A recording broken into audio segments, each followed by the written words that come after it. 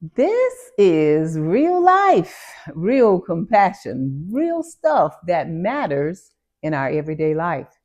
This is a space where we talk about the stress, the frustrations, the emotional weight we carry, and also the growth, the moments of joy and motivation, the self awareness, and the quiet shifts happening within us every day.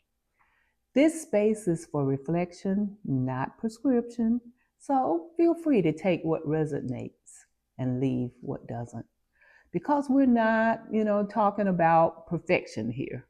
We're talking about being human, real people, real lives, learning how to meet it all with compassion.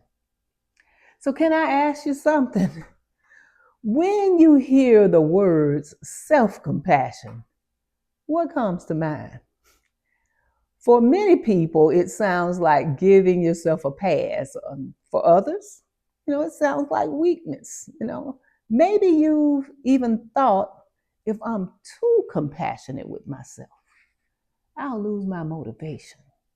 Or if I stop being hard on myself, I'll stop growing. Those are common beliefs. But what if the opposite is actually true? One of the things we know from compassion science is that self compassion is one of the most misunderstood practices of emotional well being. Researchers like Christine Nuff and many others have shown that self compassion doesn't reduce motivation, it actually supports resilience, learning, and healthy change. It actually changes the way we respond when life doesn't go the way we hoped. And we know that happens quite a bit. So instead of attacking ourselves, we learn to support ourselves, just as we would someone we deeply care about. So let's clear up a few misconceptions today. Self compassion is not complacency. It doesn't say it doesn't matter. It says that didn't go the way I hoped. What can I learn from this? Compassion doesn't remove accountability the way we may think. It makes actually, accountability possible without shaming ourselves. Because shame often causes us to hide, but compassion, it gives us courage to grow. Self compassion is not self indulgence. It isn't giving yourself permission to avoid difficult things. It's asking a wiser question.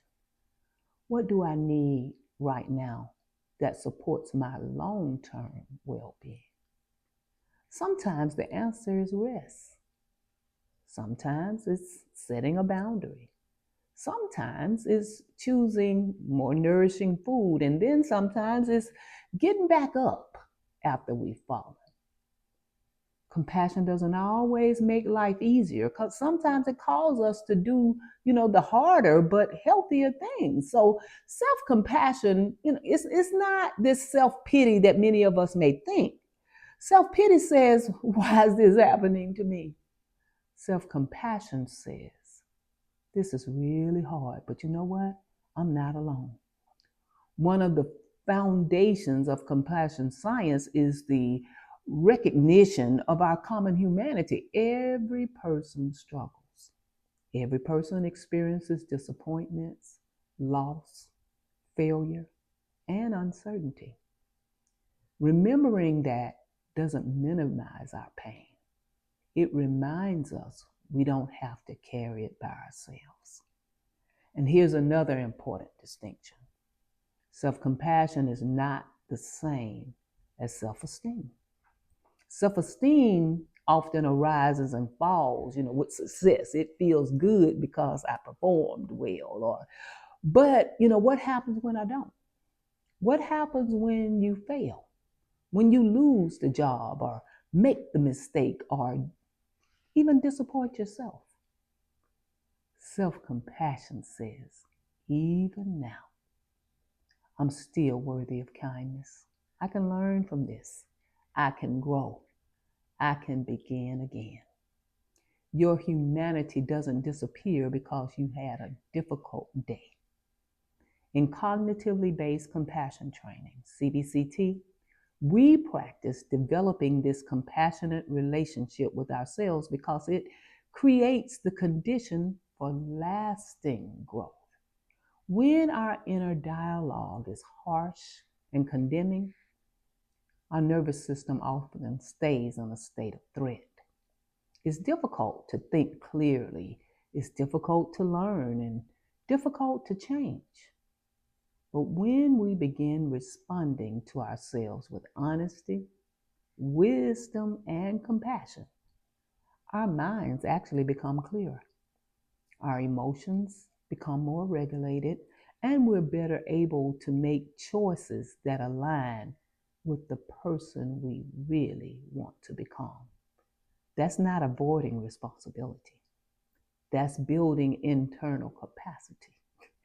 Yeah, as I always say, that's emotional hygiene. So today, instead of asking, what's wrong with me? Maybe ask, what would be the most compassionate response to this moment? Or perhaps, what do I need right now that will help me move forward with wisdom? Because sometimes the most important conversation you'll have all day is the one you have with yourself. And when that conversation begins with compassion, everything else begins to change. From all of us at Compassion Center, may your heart stay open. May your spirit stay at peace. And may you live each day as a vessel of love, fully alive, fully free. This is real life, real compassion. I hope to see you next week. Bye-bye. I'm grounded in compassion, centered in compassion, 'cause the most important person is me.